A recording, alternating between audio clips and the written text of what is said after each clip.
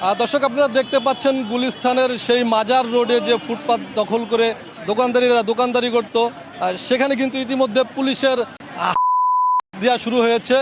যদিও এখানকার দোকানদারদের মতামত যে তারা এই পথ ছাড়া অন্য কোনো কর্মজীবী না জানাতে তারা বাধ্য হয়ে এই পথে পদার্পণ করছেন, ফুটপাত দখল করছেন। আপনারা দেখতে পাচ্ছেন পুলিশ কিন্তু ইতিমধ্যে দোকান সরানোর চেষ্টা করছেন।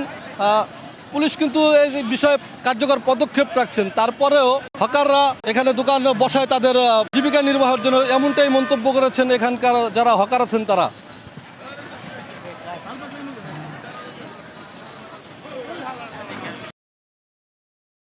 দর্শক দেখতে পাচ্ছেন পুলিশ যে এখানকার দোকানপাট সরানোর ব্যাপারে পদক্ষেপ নিচ্ছে, সেটার একটা চৌকস প্রমাণ।